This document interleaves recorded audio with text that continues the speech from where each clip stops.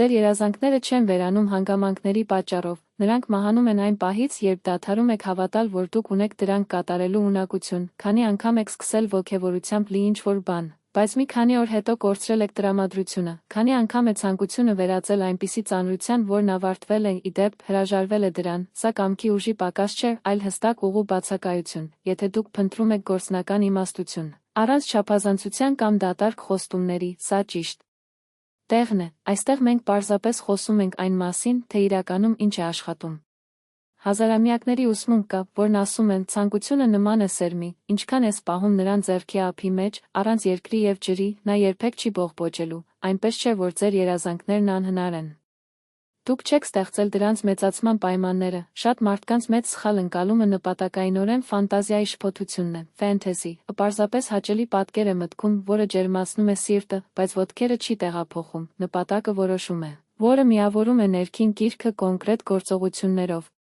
Շատերն ակնկալում են, որ իրենց ցանկությունները միայնակ են կատարվում, ինչպես մոգությամբ, բայց հին ավանդույթը սովորեցնում է, որ անձրևը գալիս է միայն նրանց, ովքեր արդեն պատրաստել են երկիրը։ Պատկերացրեք մի ֆերմեր, որը ամեն օր աղոթում է սննդի համար, բայց երբեք դուրս չի գալիս դաշտը գցելու համար։ Քո խոսքերը դառնում են պարզապես արձագանք, արդեն նա, ով աղոթում է, եւ միևնույն ժամանակ բռնում է գութանը, պատրաստ է ստանալ անձրևը, երբ գա, նույնը վերաբերում է ձեզ։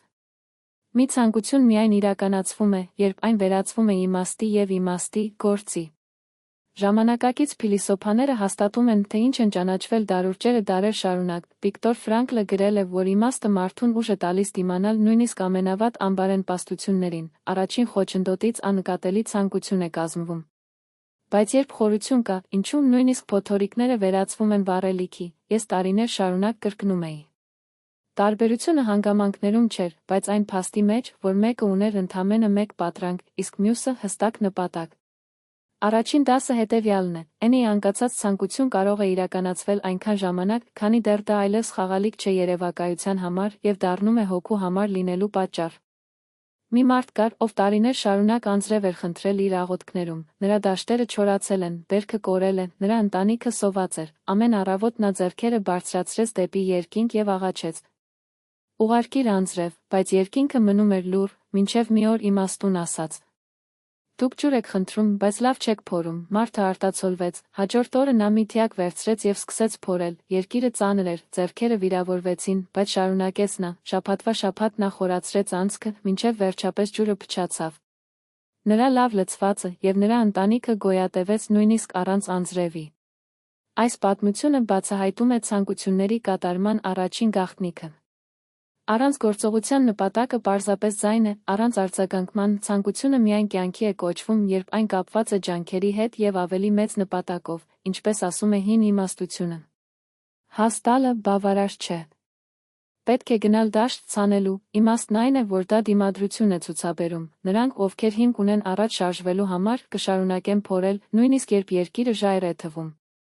Ժամանակակից գաղափարներն ամրապնդում են այս սկզբունքը։ Ֆրանկլը հայտարարել է, որ իմաստը մարդուն դարձնում է նույնիսկ դժոխքի մեջ, անիմաստ ցանկությունը կոտրվում է առաջին գայթակղությունից, բայց երբ այն կապված է մի արժեքի հետ, որով արժե պայքարել, այն դառնում է ուժի աղբյուր։ Ես դա տեսա գործնականում։ Մի երիտասարդ երազում էր երաժիշտ լինել, նա սպասում էր ներշնչանքի, ակնկալելով, որ ինչ-որ մեկը կբացահայտի իր տաղանդը։ Անվճարներն անցան ապարդյուն, մեկ այլ, հավասարապես տաղանդավոր, ասաց. Երաժշտությունն իմ առաքելությունն է, առավոտյան 5-ին արթնացա, ամեն օր վերապատրաստվեց, հրաժարվեց շեղումներ, տարիներ անց նա մեկն էր, ով բեմն էր, նրա երազանքը կատարվեց ոչ թե այն պատճառով, որ աշխարհը ավելի բարի էր նրա հանդեպ, բայց քանի որ նա իր դաշնակիցը պատրաստեց։ Առաջին ճշմարտությունն է սա. յուրաքանչյուր ցանկություն իրականություն է դառնում, երբ այն կապված է խորը պատճառի հետ եւ պահպանվում է գործով, առանց դրա նա շարունակում է մնալ գեղեցիկ երազանք, բայց դատարկ։ Հին դպրոցում կար մի ուսանող, որը ցանկանում էր իմանալ ամեն ինչ, նա սովորեց դարբինից, որը փորձեց նավով, փորձեց առևտուր եւ ուսումնասիրություններ կատարել, ամեն օր նոր բան սկսվեց, նրա նոթատետրերը լի էին նոտաներով, անավարտ գործի ձեռքերով։ Հոգնածության սիրտով տարիներ անց նա հասկացավ, որ ինքը բոլորովին էլ վարպետ չի դառնա, այդ ժամանակ նա իմաստուն էր փնտրում եւ հարցրեց. Ինչու իմ ցանկությունները չիրականացան, ես շատ էի ուզում, Սեյջը պատասխանեց. Այս պատմությունը բացահայտում է երկրորդ գաղտնիքը։ Ուշադրությունն է ցանկությունների կատարման հիմնական ռեսուրսը, կարող եք երազել շատ բաների մասին, բայց եթե ձեր ուշադրության կենտրոնացումը ցրվի, էներգիան հեռանում է և արդյունքը արդյունքների փոխարեն դառնում է քաոս, ինչպես ասում է իմաստությունը։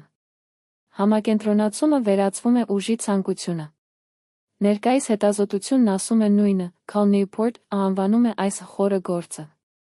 Ես դա տեսա, որ պատահում է մի կնոջ հետ, որը տարիներ շարունակ ասում էր. Ես ուզում եմ լեզու սովորել, ներբեռնված ծրագրեր, անցավ դասընթացներ, դիտեցին տեսանյութեր, բայց ամեն ինչ անօրինական էր, երբ նա որոշեց ամեն օր 1 ժամ նվիրել միայն ուսումնասիրությանը, առանց բջջային հեռախոսի, առանց ընդհատման։ Նրա ցանկությունը սկսեց ձևավորել, 1 տարվա ընթացքում նա սահուն խոսեց, տարբերությունը տաղանդի մեջ չէր, բայց ուշադրության կենտրոնում։ Երկրորդ ճշմարտությունն այս է, յուրաքանչյուր ցանկություն պահանջում է կենտրոնացում, որքան ավելի շատ ցրում եք ձեր էներգիան, այնքան թույլ է դառնում երազը, որքան շատ է այն ուղղորդում մեկ կետի, այնքան ավելի արագ է վերածվում իրականության։ Ասում են, որ մեկ գյուղում ապրում էր եղեսպակ, ամեն օր նա գնաց մի ճանապարհ, որտեղ կար, որ ճանապարհը արգելափակում էր, բնակիչները դժգոհում էին։ Մենք չկարողացանք այն տեղափոխել, բայց իմաստուն մարդը մոտեցավ և մղվեց, սկզբում նրանք ծիծաղեցին նրա վրա։ Ինչու է ուժերը, նա հսկայական է, բայց նա համառեց, օր, շաբաթվա շաբաթ, նա դիմեց իր ջանքերը, քարը չշարժվեց, բայց ինչ-որ բան փոխվեց իր ձեռքերում և սրտում։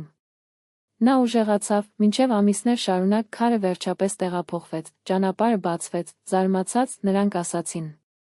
Հրաշք ես արել, նա պատասխանեց. Դա հրաշք չէր, դա այն փոքրիկ քայլերն էին, որոնք ես ամեն օր վերցրել եմ։ Այս պատմությունը բացահայտում է երրորդ գաղտնիքը։ Հետևողականությունը ավելի կարևոր է, քան ոգեշնչումը, շատերը հրաժարվում են երազներից, քանի որ այն ակնկալում է անհապաղ արդյունքներ, բայց ցանկությունները կատարվում են այնտեղ, որտեղ սովորությունները պատրաստում են աճի հիմքը։ Քանի որ իմաստությունը ասում է, մեծ գործերը ծնվում են ճիշտ ժամանակին կատարված փոքր գործողություններից, դա այն սովորություններն են, որոնք իրենց բնավորության մի մասում վերածում են ցանկություն։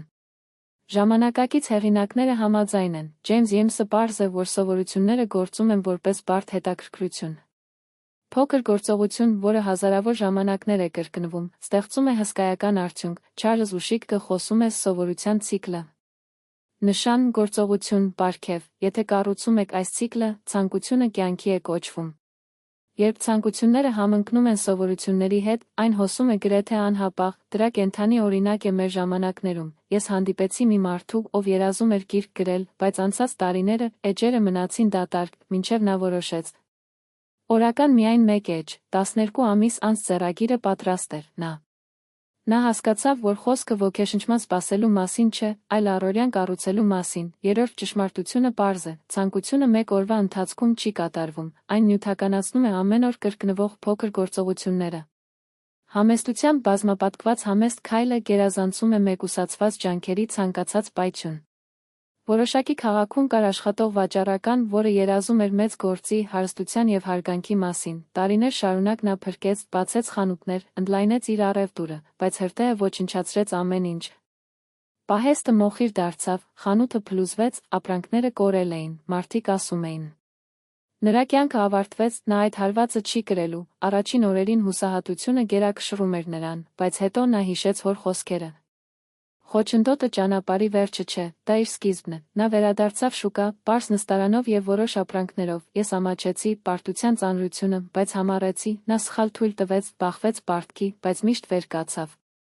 Տարիներ անց նա վերակառուցեց նույնիսկ ավելի ամուր կայսրությունը, քան նախորդը, երբ նրան հարցրին, թե ինչն է նրան պահպանեց, նա պատասխանեց. Հրդեհը այրեց պատերը, բայց ոչ իմ նպատակը։ Այս պատմությունը բացահայտում է 4-րդ հիմնարար սկզբունքը։ Խոչընդոտը ճանապարհորդության մի մասն է, իսկական ցանկությունը չի վերանում առաջին ձախողման մեջ, ընդհակառակը, յուրաքանչյուր դժվարության փորձարկում և ուժեղացնում այն, երբ հրեական իմաստությունը սովորեցնում է, ուժեղ չէ, ով չի ընկնում, բայց ով է վեր կենում յուրաքանչյուր անկումից հետո, կյանքն ապացուցում է մեզ մարտահրավերներով, և միայն նրանք, ովքեր շարունակում են առաջ անցնել իրենց կարոտը։ Ժամանակակից փիլիսոփաները արձագանքում են այս գաղափարին։ Ստոիկսը հայտարարել է. խոչընդոտը դառնում է ճանապարհը, Ուեյն արձակուրդը ամրապնդվում է, ինչպիսին է բլոկը, իրականում դասը, Նասիմ Թալեբը խոսում է հակաբրագիզմի մասին։ Ազդեցությունը չի ոչնչացնում, բայց ուժեղանում են, թե ով է պատրաստ սովորելու։ Ես դա տեսա վերջերս։ Մարդը երազում էր իր բիզնեսի մասին, բայց առաջին նախագիծը ձախողվեց։ Ես կարող էի հրաժարվել, բայց ասել եմ. Հիմա ես գիտեմ, թե ինչպես դա անել։ Նա նորից փորձեց, եւ հենց այն էր, որ բարգավաճեց երկրորդ ձեռնարկությունը։ Նրա ցանկությունն ավելի դիմացկունացավ պարտությունից հետո։ Չորրորդ ճշմարտությունը սա է. խոչընդոտները չեն ոչնչացնում իսկական ցանկություն։ Նրանք մաքրում են այն, առանձնացնելով այն, ինչը անհրաժեշտ է։ Եթե նա իրական է, նա կանցնի կրակի միջով եւ ավելի ուժեղ կլինի։ Մի գյուղում նա ապրում էր մի մարդ, ով իր կյանքը անցկացրեց տուն կառուցելու ոչ թե իր համար, այլ իր երեխաների եւ թոռների համար, հարևանները հարցրին. Նա ասաց. Ես պատերը չեմ մեծացնում, ես ժառանգություն եմ կառուցում։ Նա դանդաղ, երբեմն ամիսներ շարունակ աշխատել է առանց անհրաժեշտ նյութեր ստանալու, երբեմն նրա ուժերը լքեցին նրան, բայց միշտ վերադարձավ։ Տասնամյակներ անց նրա տունը ապաստան է դարձել ընտանիքի համար, թոռները խաղում էին բակում, սեղանին հավաքված երեխաները եւ նրանց անունը հիշում էր հարգանքով։ Այս պատմությունը ներկայացնում է ցանկությունների կատարման 5-րդ գաղտնիքը։ Երկար հորիզոն եւ պարզ, ինչու, մի ցանկություն միայն իրականանում է, երբ այն կապված է ոչ թե անցնող քմահաճույքին, այլ խորը արժեքի, այն, ինչ դուք պատրաստ եք քայլել տարիներ շարունակ, դարձեք ձեր նպատակակետը, ինչպես ասում է հրեական իմաստությունը։ Ժամանակակից մտածողները հաստատում են դա, Սիմոն Սինեկը սովորեցնում է, սկսեք ինչու, երբ մարդը գիտի նրանց գործողությունների պատճառը, այն ավելի շատ է աջակցում, քան կարծում ես, ծովային Ռեյվեքենը խոսում է հմտությունների բարդության մասին։ Երկար հորիզոնը ջանքերը վերածում է էքսպոնենտալ աճի, վերջերս տեսա, մի տղամարդ ցանկանում էր ծրագրավորող դառնալ, նա հոգնել էր, հաճախ ուզում էր հրաժարվել, բայց նրան, քանի որ նա հզոր էր։ Նա ուզում էր փոխել իր ընտանիքի կյանքը, նա քայլ առ քայլ սովորեց իր հմտությունների ընթացքում, տարիներ անց նա դարձավ պահանջվող մասնագետ, ձեր ցանկությունը չի կատարվել, քանի որ դա հեշտ էր, բայց որովհետև քո պատճառով։ Դա ավելի ուժեղ էր, քան ցանկացած արդարացում։ 5-րդ ճշմարտությունն այս է, ցանկություն միայն նյութականացնում է, երբ այն խարսխվում է հարատև ուղղությամբ, ուղևորների քմահաճույքները դուրս են գալիս, խորը թե ինչու է այն դառնում բոց, որը այրվում է նույնիսկ խավարի մեջ։ Այսօր պարտադիր չէ լինել մեծ, բայց դա պետք է լինի բետոնե ժեստ, որն ապացուցում է, ձեր ցանկությունը կենդանի է։ Սկսեք մի փոքր, բայց նշանակալից մի բանից, մի քայլ, սակայն փոքր, ապացույց է, որ փոփոխությունն արդեն սկսվել է։ Գրեք հիմա։ Ինչ ցանկություն եք պատրաստում հենց հիմա վերածվել գործողությունների, թող ձեր խոսքերը լինեն ձեր կառուցած ուղու առաջին քարը, յուրաքանչյուր ընտրություն, յուրաքանչյուր շարժում թվում է, որ դա փոքր է, վաղվա հիմքն է, որը ցանկանում եք ապրել։ Հավատացեք ինձ, ապագան չի պատրաստվում քնած երազներից, այլև այն վերաբերմունքից, որոնք այսօր կյանքի են կոչվում, եւ առաջինը կարող է լինել ընդամենը մեկ կտտոց, մեկնաբանություն կամ հեռավորության որոշում, ինչ կլինեն քոնը։